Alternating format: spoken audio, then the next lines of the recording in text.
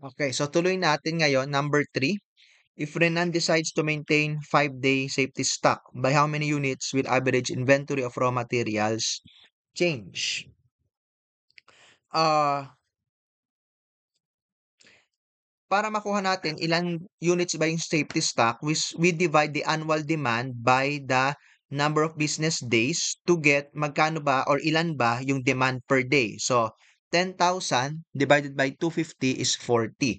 So, if you are going to have a safety stock enough for 5 days, so ibig sabihin ng safety stock mo is 200. So, ano ba yung safety stock in the first place? So, yung safety stock is, minimaintain niya ng isang company in case na during sa paghihintay nung units na in-order nila, no? Tawag natin doon lead time, no? Ayan, no? Yung lead time, teka, ang dami nating terms. Sige, unahin natin. Okay. So, lead time is yung span of days or period between sa pag-place mo ng order ng mga items at yung day na na-receive mo siya, no? Ilang araw yung pagitan nun, no? Yung placing ng order at receipt ng order. Okay, yun yung lead time. Now, there is a possibility na yung usual lead time ay mas humaba, no? Pwede rin na during the lead time mas dumami yung makonsume na na inventory or materials in our problem. So, para meron kang buffer para sa mga ganong situation, kaya tayo may safety stock, no?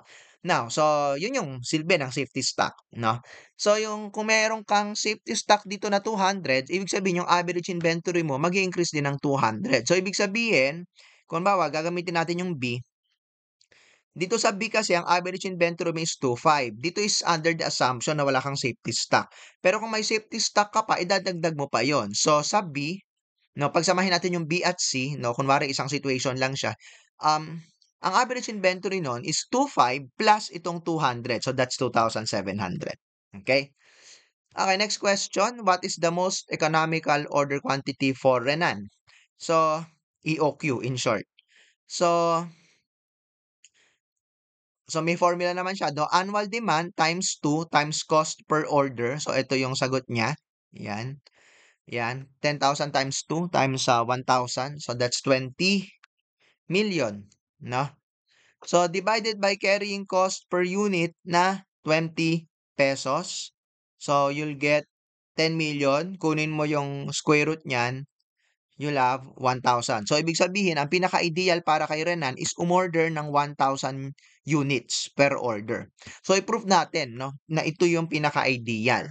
At i-OQ po kasi yung iyong carrying cost at ordering cost is at its minimal. So, ano nga bang mangyayari? Magkano yung carrying cost at ordering cost kapag umorder tayo ng 1,000 per order?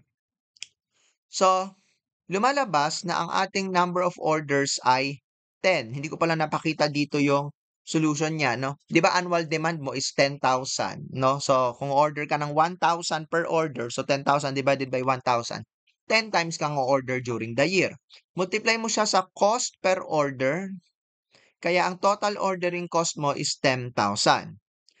For the carrying cost, start with annual demand na 10,000 divided by the number of orders na 10, no? So, order size is 1,000 pero actually hindi na natin kailangan gawin to kasi na-compute na natin yung order size dito sa letter C, dito sa kabilang panel rather at 1,000. Ayan. Na. So, order size is 1,000 divided by 2, you'll have your average inventory of 500. Times carrying cost na 20, you'll have your carrying cost of 10,000.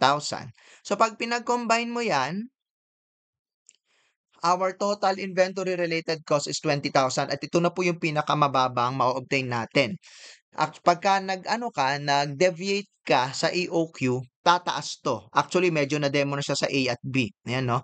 Dito sa A, hindi siya sumunod sa EOQ. Look at this. 29,000. Dito sa B, 52,000. No? Pero dito sa EOQ, as we show here, it's 20,000. No? So, yun po yung silbi ng EOQ. It will give you the minimal, no, inventory related cost.